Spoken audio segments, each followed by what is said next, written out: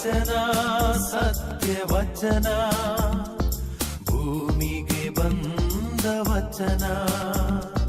ವಚನ ಸತ್ಯ ವಚನ, ಭೂಮಿಗೆ ಬಂದ ವಚನ. ಆದಿಯಲ್ಲಿ ಇದ್ದ ವಚನ, ನಮ್ಮ ನೋಡ ಬಂದ ವಚನ. ವಚನ ಸತ್ಯ ವಚನ, ಭೂಮಿಗೆ ಬಂದ ವಚನ.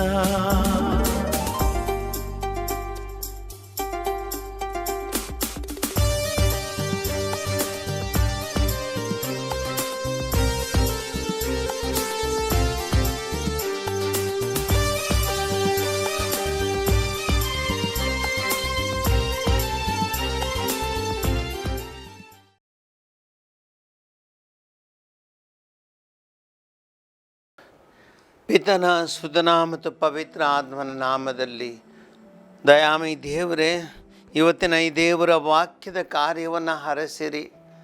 ನಮ್ಮೆಲ್ಲರ ಜೀವನದಲ್ಲಿ ಅದೆಷ್ಟೋ ದುಷ್ಟ ಶಕ್ತಿಗಳು ನಮ್ಮನ್ನು ಆವರಿಸಿಕೊಂಡಿವೆ, ಕೆಟ್ಟತನ ನಮ್ಮನ್ನು ಆವರಿಸಿಕೊಂಡಿದೆ.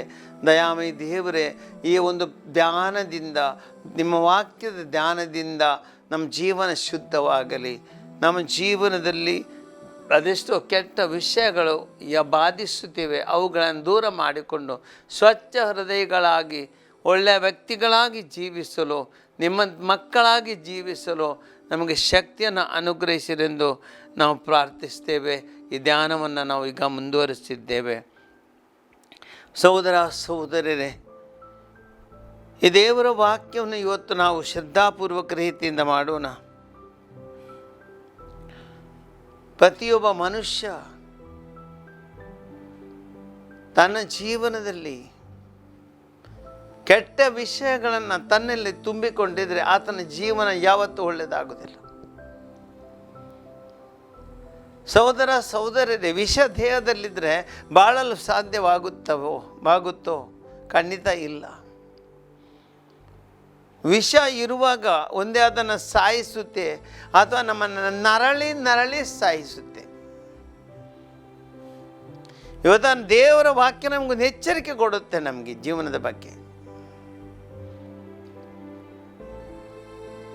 ಅದೆಷ್ಟೋ ಜನರು ನಾವು ನಮ್ಮ ಜೀವನದಲ್ಲಿ ಈ ಕೆಟ್ಟ ಶಕ್ತಿಗಳನ್ನು ತುಂಬಿಕೊಂಡಿದ್ದೇವೆ. ಹಲವಾರು ಜನರ ಕೋಪವನ್ನು ಇಟ್ಟುಕೊಂಡಿದ್ದಾರೆ. ಅದೆಷ್ಟೋ ಜನರು ಸ್ವಾರ್ಥದಿಂದ ತುಂಬಿಕೊಂಡಿದ್ದಾರೆ. ಅದೆಷ್ಟೋ ಜನರು ಬೇರೆಯವರ ಬಗ್ಗೆ ದ್ವೇಷವನ್ನು ತಮ್ಮಲ್ಲಿ ಬೆಳೆಸಿದ್ದಾರೆ ಒಳಗೆ. ಇಂಥ ಕೆಟ್ಟ ವಿಷಯಗಳು ತುಂಬಿದೆ. ನಾವು ಹೇಗೆ ಬೆಳೆಯುವುದು, ಹೇಗೆ ಒಳ್ಳೆಯವರಾಗುವುದು? ಖಂಡಿತ ಸಾಧ್ಯವಿಲ್ಲ. ದೇವರ ವಾಕ್ಯ ಇವತ್ತು ನಮಗೆ ನೆನಪಿಸ್ತದೆ ಯಾವ ರೀತಿ ನಾವು ನಡ್ಕೊಳ್ಬೇಕು. ಆಲಿಸೋಣ, ದೇವರ ವಾಕ್ಯದ ಮನನ ಮಾಡಿಕೊಳ್ಳೋಣ. ಇವತ್ತಿನ ದೇವರ ವಾಕ್ಯ ಸಿರಾಕನ ಗ್ರಂಥ 7ರಿಂದ ಆರಿಸಲ್ಪಟ್ಟಿದೆ. ಒಂದೊಂದೇ ವಾಕ್ಯವನ್ನು ನಾನು ಓದ್ತೇನೆ ಮತ್ತು ನಿಮಗೆ ವಿವರಿಸ್ತೇನೆ. ಅಧ್ಯಾಯ 7 ವಾಕ್ಯ 1 ಹೇಳುತ್ತೆ, ಕೆಟ್ಟದನ್ನು ಬಿಟ್ಟು ಬಿಡು, ನಿನಗೆ ಯಾವ ಕೇಡು ತಟ್ಟದು. ದುಷ್ಟನಿಂದ ದೂರವಿರು, ಬಿಟ್ಟು ಹೋಗುವನವನು ನಿನ್ನನು. ಸಹೋದರ ಸಹೋದರರೇ, ಇವತ್ತಿನ ಆರಂಭದ ವಾಕ್ಯಗಳೇ ನಮ್ಮ ಜೀವನಕ್ಕೆ ಒಂದು ಸ್ಪಷ್ಟ ದಿಕ್ಸೂಚಿಯನ್ನು ತೋರಿಸುತ್ತೆ. ಕೆಟ್ಟದನ್ನು ಬಿಟ್ಟು ಬಿಡು. ಚೆನ್ನಾಗಿ ಅವಲೋಕಿಸಿಕೊಳ್ಳೋಣ. ಕೆಟ್ಟದು, ಅದೆಷ್ಟೋ ಕೆಟ್ಟದು ನಮ್ಮಲ್ಲಿದೆ. ಒಬ್ಬ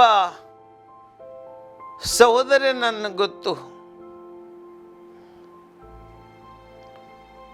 ಒಳ್ಳೆ ಕುಟುಂಬವಿತ್ತು. ಸಹೋದರ ಸಹೋದರ, ಆ ಕುಟುಂಬದಲ್ಲಿ ಪ್ರೀತಿ ಇತ್ತು. ಆದರೆ ಮದುವೆಯಾಗಿ ಬಂದವಳು ಯಾವಾಗ ಈ ಕುಟುಂಬಕ್ಕೆ ಬಂದುಬಿಟ್ಲು, ಆಕೆ ಸ್ವಾರ್ಥ ಮತ್ತು ಆಸೆ ಇಡೀ ಕುಟುಂಬವನ್ನು ನಾಶ ಮಾಡಿಕೊಂಡ್ಬಿಟ್ಟಿತು. ಸುಮಾರು 1 ಲಕ್ಷ ರೂಪಾಯಿ ಸಂಬಳ ಇದ್ದ ಗಂಡ ಆತನ ಮನಸ್ಸನ್ನು ಬದಲಾಯಿಸಿ ಜನ್ಮ ಕೊಟ್ಟ ತಂದೆ ತಾಯಿಗಳಿಗೊಂದು ಚಿಕ್ಕಾಸು ಕೊಡದಾಗೆ ಮಾಡಿದವಳು.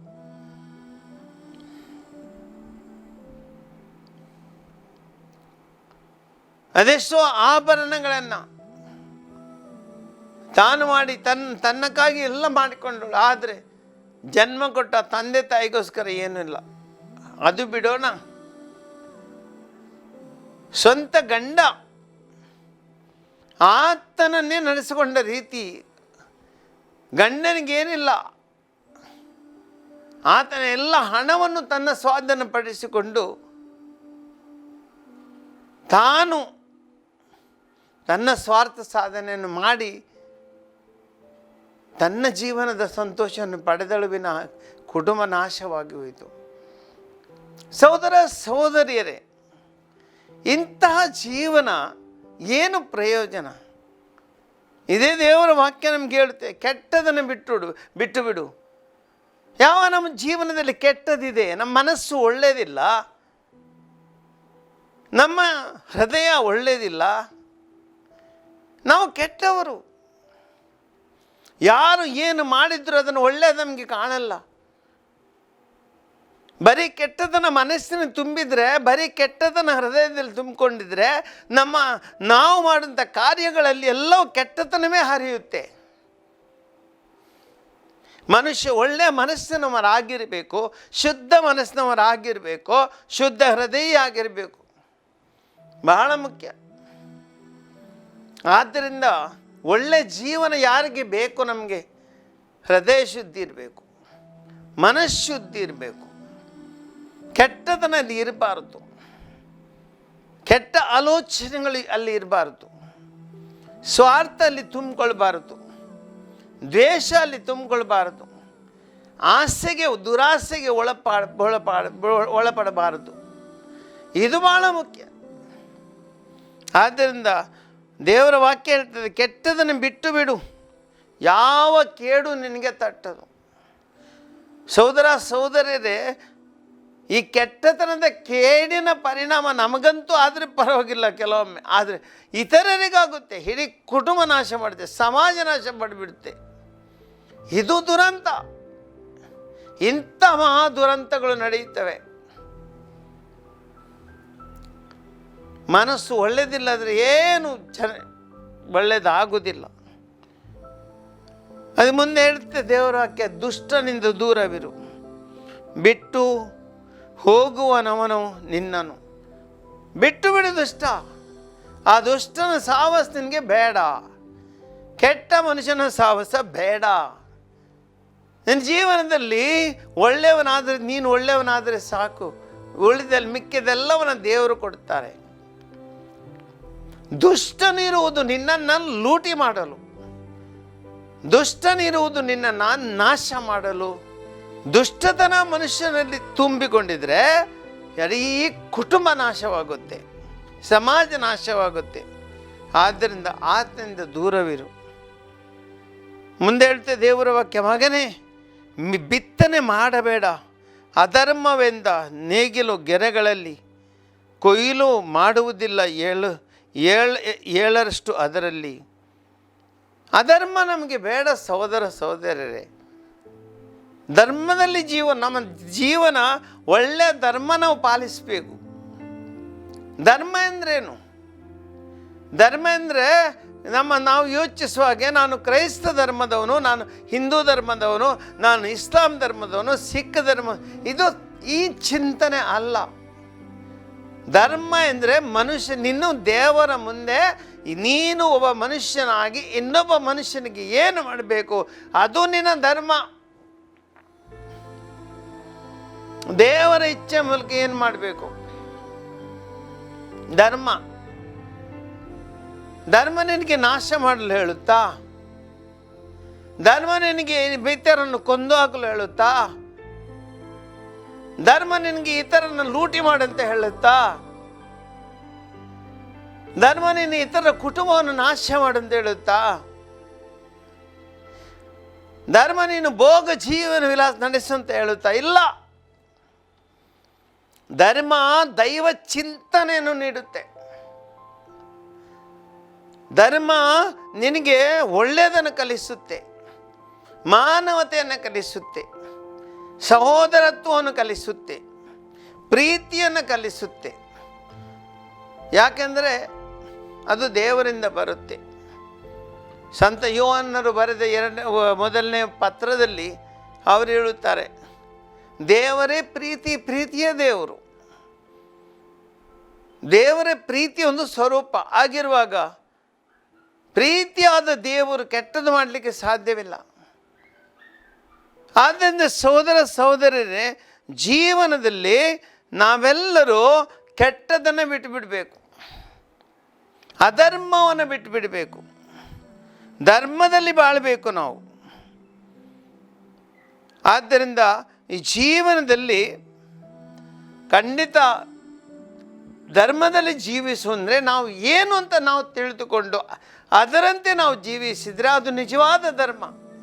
ಯಾಕೆಂದರೆ ಆ ಧರ್ಮದಿಂದ ಯಾರಿಗೂ ಹಾನಿಯಾಗುವುದಿಲ್ಲ, ಯಾರಿಗೂ ಜೀವನದಲ್ಲಿ ನಷ್ಟವಾಗುವುದಿಲ್ಲ, ಯಾರಿಗೂ ಜೀವನದಲ್ಲಿ ಕೆಡುಕಾಗುವುದಿಲ್ಲ.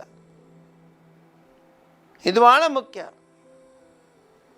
ಸಹೋದರ ಸಹೋದರರೇ, ಮುಂದಿನ ವಾಕ್ಯ ಹೇಳುತ್ತೆ, ಸರ್ವೇಶ್ವರನಿಂದ ಉನ್ನತ ಪದವಿಯನ್ನು ಹುಡುಕಬೇಡ, ಅರಸನಿಂದ ಗೌರವ ಸ್ಥಾನವನ್ನು ಅರಸಬೇಡ. ನಮ್ಮ ಜೀವನದಲ್ಲಿ ಆಸೆಗಳಿವೆ. ಅದೆಷ್ಟೋ ನಾವು ಜನರು ನಮಗೆ ಉನ್ನತ ಪದವಿ ಬೇಕು, ನಾವು ದೊಡ್ಡವರಾಗಬೇಕು, ಇತರರ ಮೇಲೆ ಅಧಿಕಾರ ನಡೆಸಬೇಕು, ಅದೇ ನಮ್ಮ ಆಸೆ. ನಾವು ಏನು ನೆನಪಿಡೋಣ, ಎಷ್ಟು ನಾಳೆ ಮೇಲೆ ಹೋಗ್ತೀವಿ ಅಷ್ಟೇ ವೇಗದಲ್ಲಿ ನಾವು ಕೆಳಗೆ ಬೀಳ್ತೀವಿ. ನೆಲದಲ್ಲಿರೋಣ. ಸಹೋದರ ಸಹೋದರರೇ, ಒಂದು ವಿಮಾನ ಹಾರುತ್ತೆ, ಎತ್ತರಕ್ಕೆ ಹಾರುತ್ತೆ, ಅದೆಷ್ಟು ವೇಗದಿಂದ ಹಾರುತ್ತೆ ಎತ್ತರಕ್ಕೆ. ಆದರೆ ನೆನಪಿಡೋಣ, ಯಾವುದೇ ಒಂದು ವಿಮಾನ ಎಷ್ಟೇ ವೇಗದಿಂದ ಎಷ್ಟೇ ಎತ್ತರಕ್ಕೆ ಹೋದರೂ ಅದು ಎತ್ತರದಲ್ಲಿ ಉಳಿಯಲ್ಲ. ಅದು ಖಂಡಿತವಾಗಿಯೂ ನಿಲ್ದಾಣಕ್ಕೆ ಬಂದು ಭೂಮಿಯ ಮೇಲೆ ನೆಲೆಯೂರಬೇಕಷ್ಟೇ. ಭೂಮಿಯ ಮೇಲೆ ಇಳಿಯಬೇಕು. ಎತ್ತರಕ್ಕೆ ಹೋದರೂ ಅದು ಕೆಳಗೆ ಬರಲೇಬೇಕು. ಇದು ಜೀವನದ ಸಾಮಾನ್ಯ ನಿಯಮ. ಆದ್ದರಿಂದ ಆಸೆ ಪಡುವುದು ಬೇಡ. ಅಧಿಕಾರದ ಆಸೆ, ಗೌರವ ಪದವಿಯ ಆಸೆ ಅಷ್ಟೆಷ್ಟೋ ಜನರನ್ನು ಕಾಡುತ್ತಿದೆ. ಇದಕ್ಕೋಸ್ಕರ ನಾವು ಮೇಲೆ ಹೋಗುತ್ತಕ್ಕೋಸ್ಕರ ಇತರನ ಕೆಳಗೆ ನಾವು ಇಳಿಸ್ತೇವೆ, ಇತರಿಗೆ ಅಡ್ಡಗಾಲಿಡ್ತೇವೆ, ಮೋಸ ಮಾಡ್ತೇವೆ, ದಗಲ್ಬಾಜಿ ಮಾಡ್ತೇವೆ. ಸಹೋದರ ಸಹೋದರರೇ, ಇಂಥ ಒಂದು ವರ್ತನೆ ಜೀವನಕ್ಕೆ ಶೋಭೆಯನ್ನು ತರುವುದಿಲ್ಲ. ಅದಕ್ಕೆ ದೇವರ ವಾಕ್ಯ ಸ್ಪಷ್ಟವಾಗಿ ಹೇಳುತ್ತೆ, ಏನು ದೇವರು ನಿನಗೆ ಕೊಡ್ತಾರೆ ಆ ಸ್ಥಾನದಲ್ಲಿ ತೃಪ್ತಿಪಟ್ಟಿರು. ಅರಸನಿಂದ ಗೌರವ ಸ್ಥಾನ ಅರಸಬೇಡ. ಅಂದರೆ ಯಾರಾಗಲಿ ಆ ಗೌರವ ಸ್ಥಾನ ನಿನಗೆ ಸಿಗಬೇಕಂತ ಸಿಗುತ್ತೆ ಖಂಡಿತ. ಯಾವುದೇ ಒಂದು ಸ್ಥಾನ ಸಹೋದರ ಸಹೋದರರೇ, ಅದು ದೇವರಿಂದ ಬರಬೇಕು. ಅದು ಸ್ವಾಭಾವಿಕ. ಆಸೆ ಪಟ್ಟು ಬರುವುದಲ್ಲ, ಆಸೆ ಪಡದೆ ಬರಬೇಕು. ಅದು ನಿನಗೆ ಗೌರವ ತರುತ್ತೆ. ಆಸೆ ಪಟ್ಟು ತಂದರೆ ನಮಗೆ ಅದು ಬಂದರೆ ಸಂತೃಪ್ತಿಯನ್ನು ಕೊಡುವುದಿಲ್ಲ. ಮುಂದೆ ದೇವರ ವಾಕ್ಯ ಹೇಳುತ್ತೆ, ನೀತಿವಂತರೆಂದು ತೋರಿಸಿಕೊಳ್ಬೇಡ. ಸರ್ವೇಶ್ವರನ ಸನ್ನಿಧಿಯಲ್ಲಿ ನಿನ್ನ ಪಾಂಡಿತ್ಯಕ್ಕಾಗಿ ಕೊಚ್ಚಿಕೊಳ್ಳಬೇಡ. ಅರಸನ ಎದುರಲ್ಲಿ ನೀತಿವಂತನನ್ನು ತೋರಿಸ್ಕೊಳ್ಬೇಡ. ಅನೇಕರು ನಮ್ಮ ಜೀವನ ಏನಾಗಿದೆ ಇವತ್ತು, ನಾವೆಲ್ಲರೂ ಒಳ್ಳೆಯ ಮನುಷ್ಯರಂತೆ ನಾವು ಬಿಂಬಿಸುತ್ತೇವೆ. ಬಾಯಲ್ಲೊಂದು ಮಾತು, ಒಳಗೆ ಇನ್ನೊಂದು. ಕಪಟತನ. ಈ ಕಪಟತನಕ್ಕೆ ಒಳಗಾಗಿದ್ದೇವೆ. ನಾವು ನೀತಿವಂತರೆಂದು ತೋರಿಸಿಕೊಳ್ತೇವೆ, ಪಾಲಿಸುವುದು ಅನೀತಿಗಳನ್ನು. ಒಳ್ಳೆಯ ವ್ಯಕ್ತಿಗಳಾಗಿ ನಾವು ತೋರಿಸಿಕೊಳ್ತೇವೆ, ಮಾಡುವುದು ಕೆಟ್ಟದನ. ಅಮೃತದಂತೆ ನಾವು ಕಾಣಿಸಿಕೊಳ್ತೇವೆ, ಒಳಗಿರುವುದು ವಿಷ. ಏನು ಪ್ರಯೋಜನ? ಅಪಾಯಕಾರಿ ವ್ಯಕ್ತಿಗಳು ನಾವು. ದೇವರ ವಾಕ್ಯ ನಮಗೆ ಎಚ್ಚರ ನೀಡುತ್ತೆ. ಆದ್ದರಿಂದ ನಾವು ನೆನಪಿಡಬೇಕು, ಹೇಳುತ್ತೆ, ನಾವು ಸರ್ವೇಶ್ವರ ಸನ್ನಿಧಿಯಲ್ಲಿದ್ದೇವೆ. ಸಹೋದರ ಸಹೋದರರೇ, ದೇವರ ಸನ್ನಿಧಿಯಲ್ಲಿ ಇರುವ ಒಬ್ಬ ಮನುಷ್ಯ ದೇವರು ಆತನನ್ನು ಚೆನ್ನಾಗಿ ಬಲ್ಲನು. ನಾವು ಏನಂತ ತೋರಿಸಿಕೊಂಡ್ರು ಸತ್ಯ ಅಳಿದು ಹೋಗೋದಿಲ್ಲ. ಸತ್ಯ ಉಳಿಯುತ್ತೆ, ಸುಳ್ಳು ಅಳಿದು ಹೋಗುತ್ತೆ. ದೇವರು ಎಲ್ಲ ಬಲ್ಲವರು.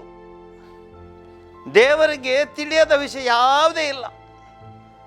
ಜೀವನದಲ್ಲಿ ಎಷ್ಟೇ ಕಪಟದನ್ನು ತೋರಿಸು, ಎಷ್ಟೇ ನೀತಿವಂತನನ್ನು ತೋರಿಸಿಕೊಳ್ಳು, ಎಷ್ಟೇ ಒಳ್ಳೆಯ ವ್ಯಕ್ತಿಯಾಗಿ ತೋರಿಸಿಕೊಳ್ಳು, ಏನು ಪ್ರಯೋಜನಕ್ಕೆ ಬರಲ್ಲ. ಯಾಕೆ? ದೇವರ ಸನ್ನಿಧಿಯಲ್ಲಿದ್ದೀಯಾ ನೀನು? ಈ ಲೋಕವೇ ದೇವರ ಸನ್ನಿಧಿಯಲ್ಲಿದ್ದೇವೆ. ಹಾಗಿರುವಾಗ ದೇವರ ಮುಂದೆ ನನ್ನ ಆಟ ಎಲ್ಲಿ ನಡೆಯುತ್ತೆ? ದೇವರ ಮುಂದೆ ಯಾವ ಆಟ ನಡೆಯುವುದಿಲ್ಲ. ಆಟಗಳನ್ನು ಆಡ್ಬೋದು ನಾವು. ಆಟದಲ್ಲಿ ಒಂದಿನ ನಾವು ಗೆದ್ದುಕೊಳ್ಬೋದು. ಆದರೆ ಒಂದು ದಿನ ಸೋಲು ಕಟ್ಟಿಟ್ಟ ಬುತ್ತಿ ಎಂಬುದನ್ನು ಅರಿತುಕೊಳ್ಬೇಕು ನಾವು. ಸಹೋದರ ಸಹೋದರರೇ, ದೇವರ ಸನ್ನಿಧಿಯಲ್ಲಿ ಜೀವಿಸುವಂಥ ನಾವು ಒಳ್ಳೆಯ ವ್ಯಕ್ತಿಗಳಾಗೋಣ. ಕಪಟರಾಗುವುದು ಬೇಡ, ಸತ್ಯವಂತರಾಗೋಣ, ನೈಜ ನೀತಿವಂತರಾಗೋಣ. ಅದು ಬಹಳ ಮುಖ್ಯ. ಮುಂದೆ ನಮಗೆ ದೇವರ ವಾಕ್ಯ ಹೇಳುತ್ತೆ, ಪ್ರಯತ್ನ ಪಡಬೇಡ ನ್ಯಾಯಾಧೀಶನಾಗಲು, ನಿನ್ನ ಶಕ್ತಿ ಸಾಲದಿರಬಹುದು ಅಧರ್ಮವನ್ನು ನಿರ್ಮೂಲಗೊಳಿಸಲು. ನೀನು ಅಧರ್ಮನ ದೂರ ಮಾಡ್ತೇನೆಂದು ನೀನು ನ್ಯಾಯಾಧೀಶನಾಗಲು ಪ್ರಯತ್ನ ಪಡಬೇಡ. ನಿನ್ನ ಶಕ್ತಿ ಸಾಲದಿರಬಹುದು. ಶಕ್ತಿ ದೇವರು ಕೊಡಬೇಕು. ಸಂತ ಪೌಲರು ಹೇಳ್ತಾರೆ, ನನ್ನ ಸ್ವಂತ ಶಕ್ತಿಯಿಂದ ಏನು ಮಾಡ್ತೇನೆ ಆಗ ಏನು ನನಗೆ ಮಾಡಲಿಕ್ಕಾಗಲ್ಲ. ದೇವರ ಶಕ್ತಿಯಿಂದ ಮಾತ್ರ ನನಗೆ ಎಲ್ಲವನ್ನು ಮಾಡಲು ಸಾಧ್ಯ. ಸಂತ ಪೌಲರು ಸ್ಪಷ್ಟವಾಗಿ ಹೇಳುತ್ತಾರೆ.